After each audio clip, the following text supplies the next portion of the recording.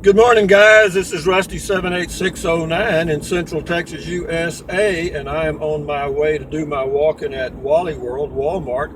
It's 7:53 a.m. Central Standard Time, and it is Friday, February the 3rd, 2017. It is 45 degrees Fahrenheit right now. The high today is supposed to be 47. They got it wrong on the weather forecast, which doesn't surprise me. But that's right. They do the 3-day weather forecast is fairly accurate. 5 days, forget it. 10 days, just a guess, apparently. But anyway, it is cool. I'm up early, feel good. Eat me some dark chocolate almonds with some green tea, hot tea. And we got a little cloud cover today, so this, believe it or not, the videos do better driving in cloudy weather than they do in bright sunny weather. Reason is the camera picks up the direct sunlight, makes everything dark. But anyway,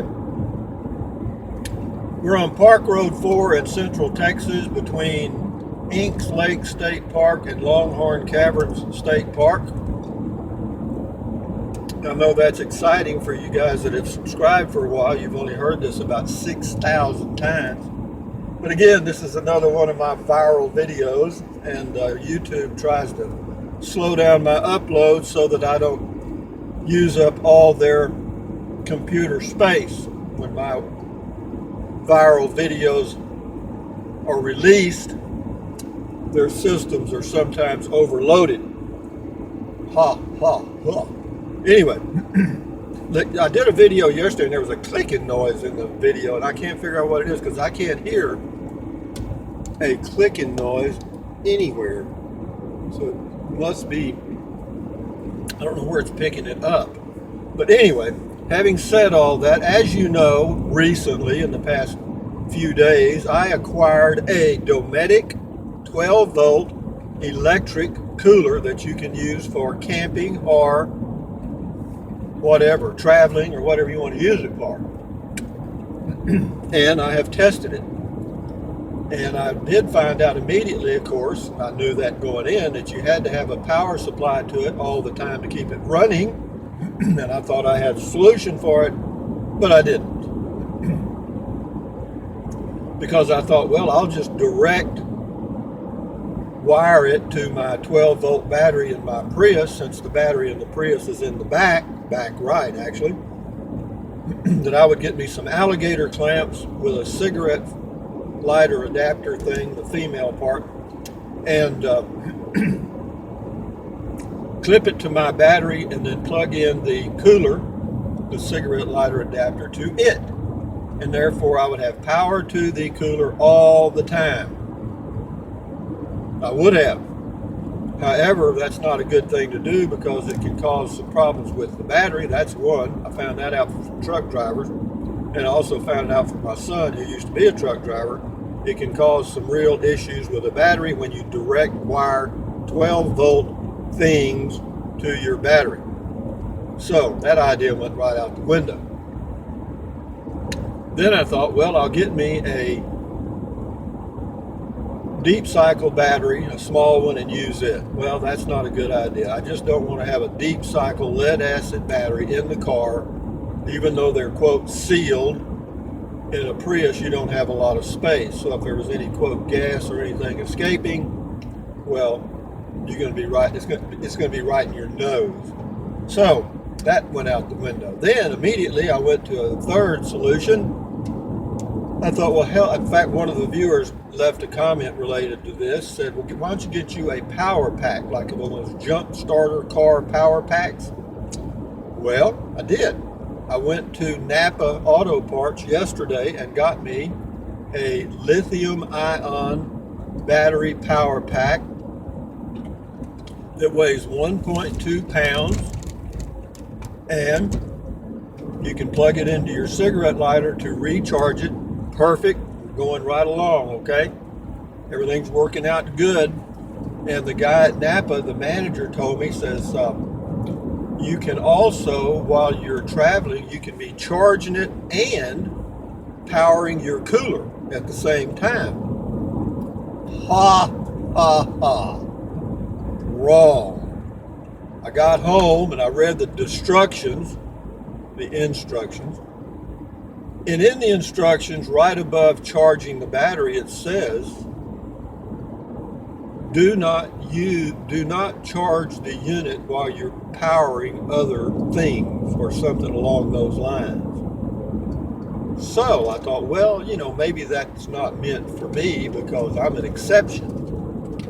So I called customer support or technical support at their 800 number and got a human being, finally, after punching every number on my phone pad. But I did get a human being, B-E-A-N, being.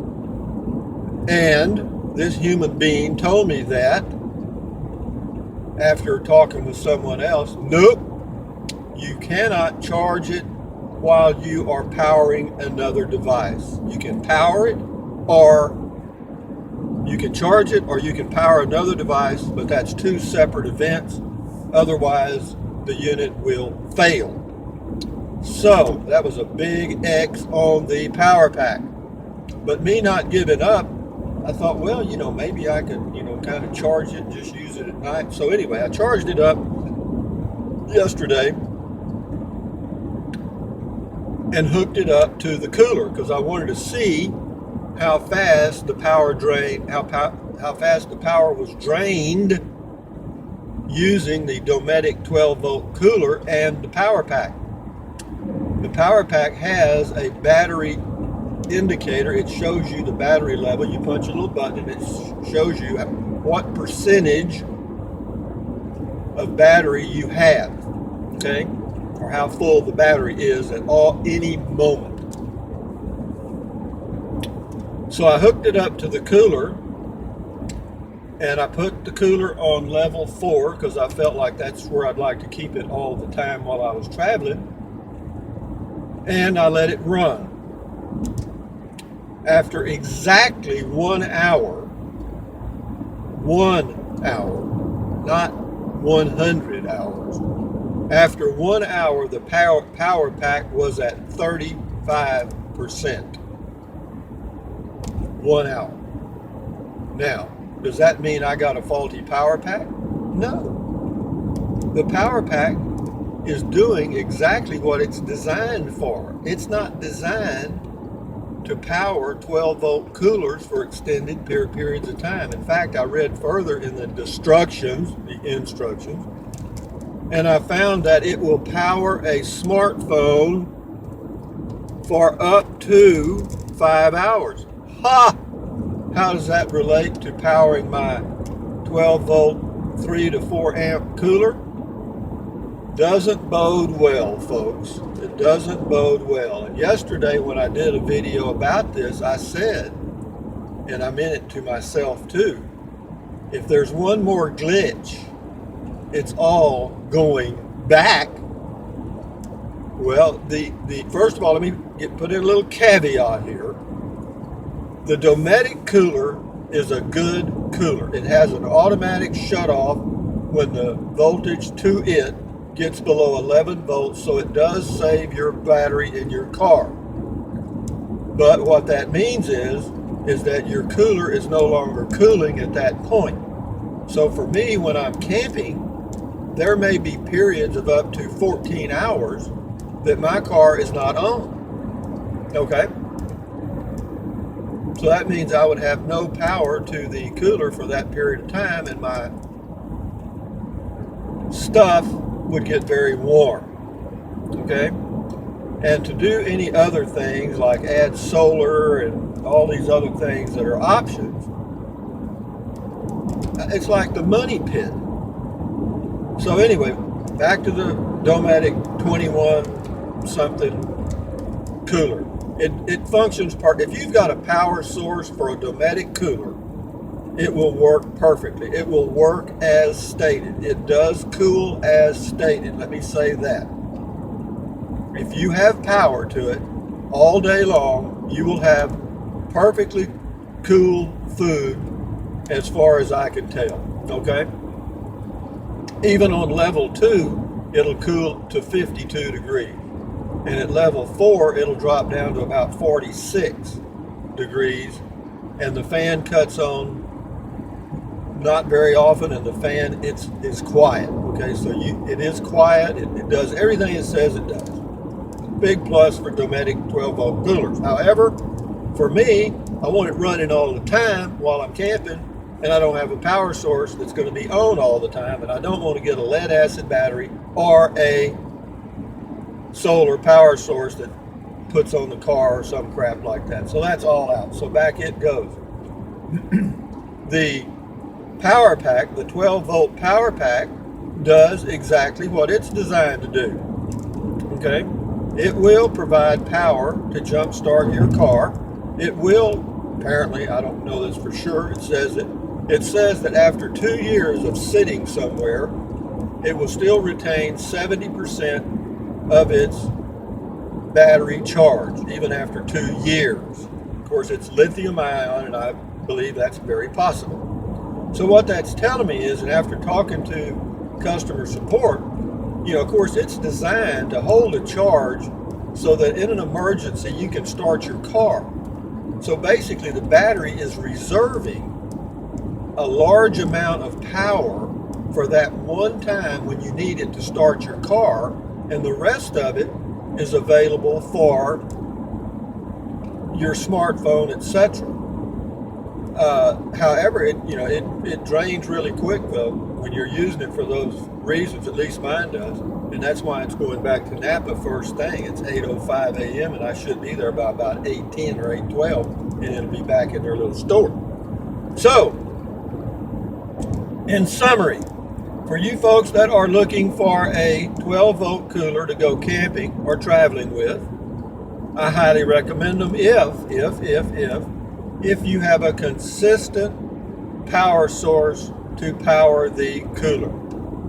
If the power is going to be intermittent, as in off overnight or off during the day while you go hiking for hours, then you may run into some issues with your food that's stored in your cooler, because it may not be as cool as you want it to be when you want to use it. For example, if you wanted a cool beer, you may have a warm beer. Would that bother me? No. If that's all the beer I had, that would be fine. I'd say thank you, because when I was in Mongolia, they serve stuff at room temperature. The reason they don't cool stuff is because they're frozen 10 months a year. And in the north part of the USA, same way. You don't get many iced things. Like I asked for iced tea. I was at Milwaukee, Wisconsin, staying in a dorm going to a seminar many years ago, and we ate in the lunchroom, and I remember asking for iced tea with my lunch, and the girl like, "What do you mean iced tea? We don't have any ice." Anyway, enough said about that. So I'm going back to the 19th century or 18th century method of cooling stuff while I'm traveling, and that is commonly known as ICE, I-C-E. Okay, and what I will do is I will make some minor tweaks to my ice chest, not to the ice chest itself, but the way I store stuff in the ice chest so that it is more organized, and that if it does get in the water when the ice melts, that it will be in a container so that the water will not affect it, okay? Even though I had stuff in plastic bags and sealed containers before, for some reason, the moisture still gets in. But this time I'm going to go with ball jars with a sealed lid, and if the damn water gets in there then, I guess I'll just enjoy it, because I can't do anything about it. But anyway, I'm returning my Dometic cooler today, and I'm returning my Power Pac today, so I will have made, in effect, $320 today, actually $322, by returning these products, and I will use that money very, very efficiently on my camping trips by staying at a higher level of campsite, maybe. By that I mean maybe more state parks where they have showers, possibly. And, you know, just kind of move up a half a level. I still like going out dispersed camping in national forests, even though it's not the safest thing for me that I've ever done, because I am getting a little older and not as quick. Now, if an old bear got after me, if an old grizzly, say a grizzly about 120, there's a good chance that I would survive. I give myself 50-50 if it's a grizzly bear that's 120 years old. Maybe. But if it's a younger one, I am supper. And that's that. So anyway, guys, it is a nice day. It's a gray day, but we got a gray day today, a gray day tomorrow, and starting Sunday for the next several days, we're going to be in the upper 70s, low 80s, upper 50s for lows. So it's kind of a false spring, but it's coming. So I wanted to give you an update on that, and all you people looking for, all you guys that RV or go car camping. I full-time RV'd for 20 years or so, been all over, pulling a travel trailer mainly, and I also have gone camping in my Toyota Prius for the last 4 years, a lot of different places.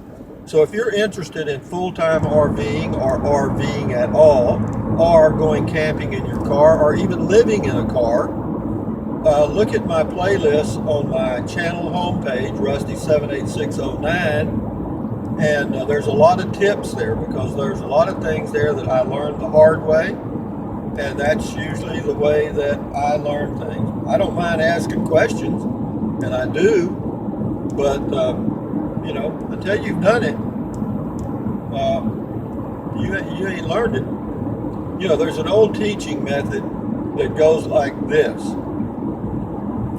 I do it, we do it, you do it. Okay, you got that? In other words, if you want to be a good teacher, as a teacher, you show the students, then you and the students do it together, then the students do it by themselves. That way you can tell if they've learned it or not. So, you know, these videos are so jam-packed with knowledge and useful info, I can't believe that anyone would want to miss these. It just shocks me to the core. But, you know, I did do a lot of Google searches. I got a lot of comments, very useful comments. Some people suggested solar. Some people suggested lead-acid batteries. Some people suggested other stuff and everything would work. There's certain things you can do with your battery, you know, some connections and stuff. And all of that will work. However, I do not want to blow a fuse or cause any more problems. I just want things simple, and putting ice in the ice chest is about as simple as I can get, and that's where I'm headed. So anyway, thumbs up, carpe diem, adios, bye-bye, buy USA made when you can, drink plenty of water, take deep breaths, breathe in through your nose and out through your mouth. It does relieve stress. It helps, it makes you feel better, I promise you. If you don't believe me, try it right now. Stretch, walk, keep your health, and maybe you'll see me go camping now with my newly organized 48 quart, I think it's an Igloo, I'm not sure of that. I think it's an Igloo, it's blue and white, whatever that is. And it does okay. But anyway, guys, enjoy your day, adios, bye-bye.